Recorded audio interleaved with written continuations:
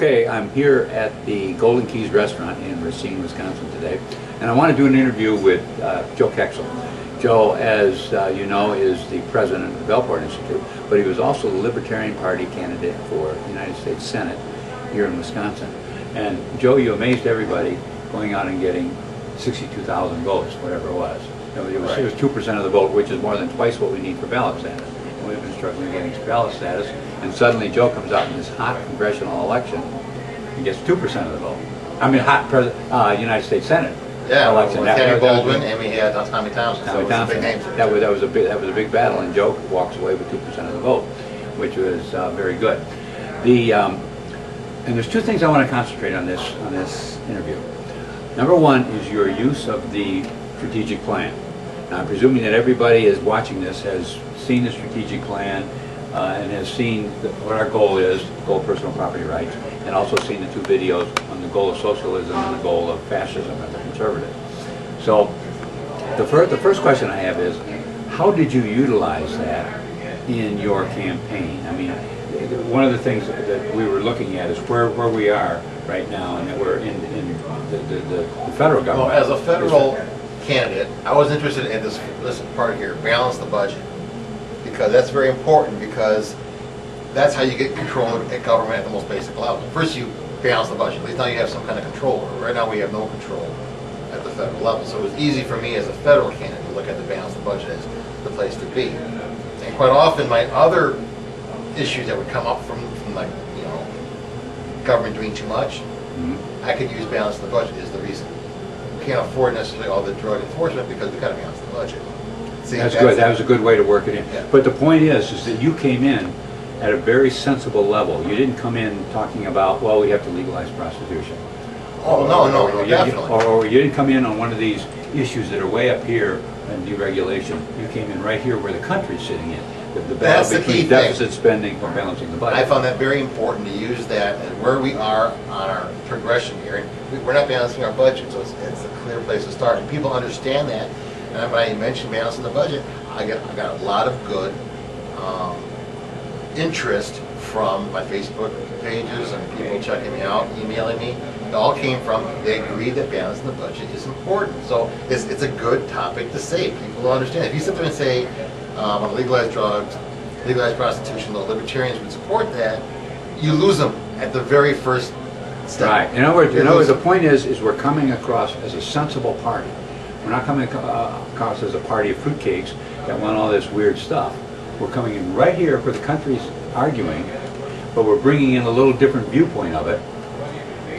Now, did you get into the use of the personal property rights? For instance, I'll just give you an example of what could be done. I'm not saying you did it, but you talk about balancing the budget, and you said part of it is legalizing drugs because that cuts down on the cost, but also it goes along with our goal of the restoration of personal property rights.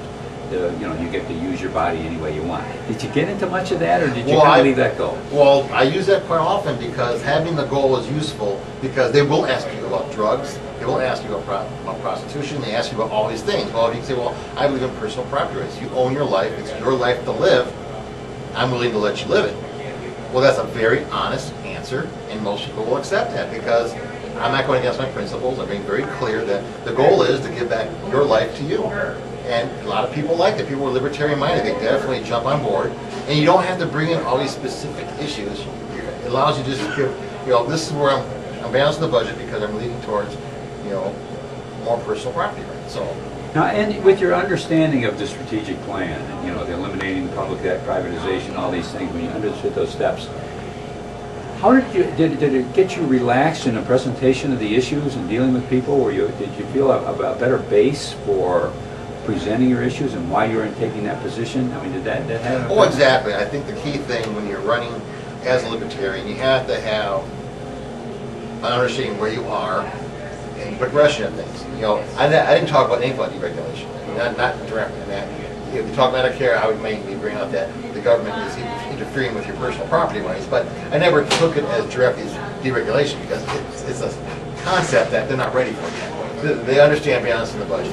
So it's much easier to come in. You see, it allows you to come in at the right spot. And then you have a different conversation. And you wouldn't, if I would say, I want to legalize marijuana, that would have been the whole topic I haven't already with you.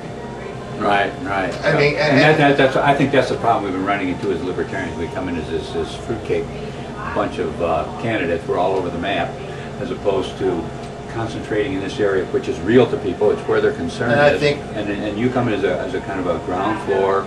And additionally, Serious I think candidate. when they bring up these libertarian pitfalls, we don't consider them pitfalls, but they exist. When we talk about drugs, marijuana, vitamins, all that kind of stuff, those are big topics for us.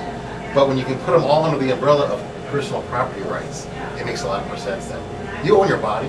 It's your right. Right. You get to live it. And how can someone return on that? Well, maybe you can handle your life, but maybe the other guy can't. Well, that's his problem, not mine. I can handle my life. I should have my rights. And then people can relate your answer with these weird issues about drugs and prostitution with something that's pretty sensible to people. Yes. The restoration of personal property rights. They can understand that.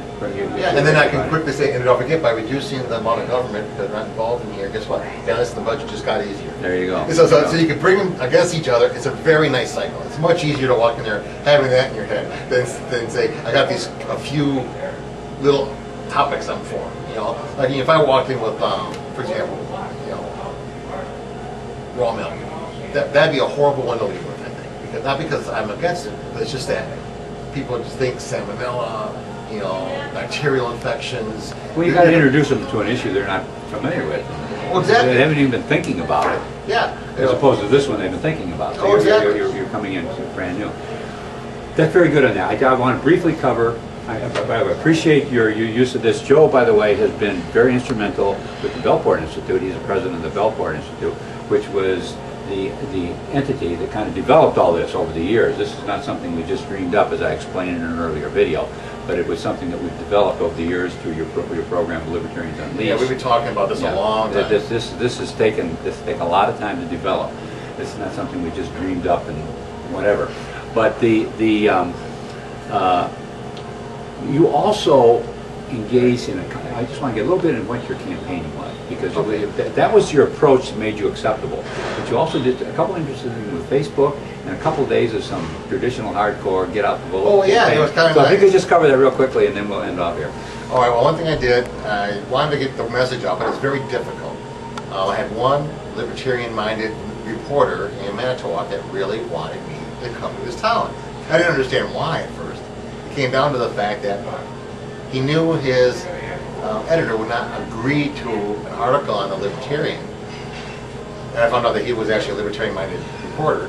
But he knew if I came to town and they had a picture of me in front of City Hall, I'm getting my time in the newspaper. Well, what ended up happening, that was the main goal of that trip, is that on the way back through my other people I was talking, because I got an invitation to be in Stevens Point for a college debate. Unfortunately, my other alternative candidate didn't show up, but I still met a lot of great people. But I was able to get news coverage in Stevens Point. I had some trouble in the Green Bay area, but the Manitowoc one actually paid off because that actually got picked up by The Wire. AP had it. It was actually, I've seen it all over the country that was picked up. So traditional campaigning is important, because if you show up in someone's town, the press do feel obligated to talk to you. And interesting, that's too, if I could just break in here, is you only did that once. You went I on, wish you I said stayed more. overnight in a hotel. Yeah. But the point was, you got 62,000 votes, 2% of the vote, and it wasn't like you had to go on and go away from home for the whole month or something like that. You took that trip up there. Right, but it was fun. It is a fun. It's a fun experience, and like I said, if I had a bigger budget, I would go more often. But I think that if we could actually have 5 candidates in 2014, Boy, that would be great. Get the 5 statewide candidates all doing, if they each just went out 2 days. in their area. Yeah, in their It'd area. be cheaper, and it would actually get a lot of buzz out there, because they would be hard to ignore libertarians if we're all over the place. Another thing I want to cover real quickly, because I think it's interesting how you use Facebook. Yes. You actually bought Facebook ads. Yes, I was surprised. The Facebook ads are very inexpensive. You can direct them, so I was able to say only people living in Wisconsin over the age of 18. And I kind of, the first ad I kind of said politically active people, but the second ad I just didn't care. But that was very helpful. I did get people to my site. I actually got more people to my Facebook page liking it after I placed those ads. So I could see it, and it got me a lot more attention on Facebook per se. Because what happens too is when someone shares one of my articles, it would actually become like a little tiny ad saying, so-and-so has liked an article on Kexel for a U.S. Senate webpage. Well, that helps a lot. So it was a very nice thing to do. It's not very expensive. So, like I said, knowing what I know now, I would probably start it earlier if I had a better budget. But obviously, it's effective. And I found that, you know, even little things we did with Keith and I, we did one other thing too. We actually went out to Keith Deschler, by the way, is Keith Deschler. He's running for U.S. Congress in the 1st District this last time around. And we actually went to a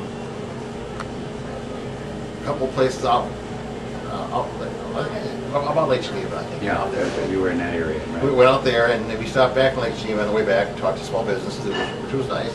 But we also stopped at the newspaper, you know, because a lot of these small towns, the newspaper is actually a building. So we walked in there, we introduced ourselves, and the guy was kind of embarrassed because he wasn't covering us, you know. So I think, you know, that's another thing you could do too, is actually walk into a newspaper. I did that even at the Sheboygan Press. I did that. If I had more time, I would have wanted to visit them again on that trip. I ran out of time. But again, that's, you walk into newspapers and you introduce yourself. It sounds a little intimidating, but you know what? They want a story. They're happy to see you. You know, and you talk to people and it's fun. Like I said, I'm not talking expensive, crazy campaign. You're talking just a little bit of a campaign. It can go a lot further for us as a party, as libertarians, and as a Belcourt. I think that it helps educate people on different ideas that you don't get if you're not out there. All right, that's very good. And I really appreciate that, Joe. Joe threw a couple extra things in. I mean, we've all had websites. That's rather common now. Right. But doing this little trip thing, using Facebook, you know, stopping in a press, you know, those are things that we can do. And it looks like, I mean, couple that with a strategic plan so that you don't go in there and make a fool of yourself, you know, or come across as, for example, come across as a little bit flaky. Not make a fool of yourself. I take that back. Yeah. But you come across a little bit flaky when you bring in some of these issues that are way up in here. They come in and you can use the strategic plan to make it make sense. But you understand that if Wisconsin keeps balancing our budget, then in 2014 we should all be talking about eliminating the budget deficit, the public debt. the debt. And that's important too, because if we have 5 candidates talking on the same thing, then we'll be bouncing off each other. So I might not have to go to the furthest north part of Wisconsin if I'm running for governor, for say. I would only have to say that the southeast section, someone else, we could find someone else.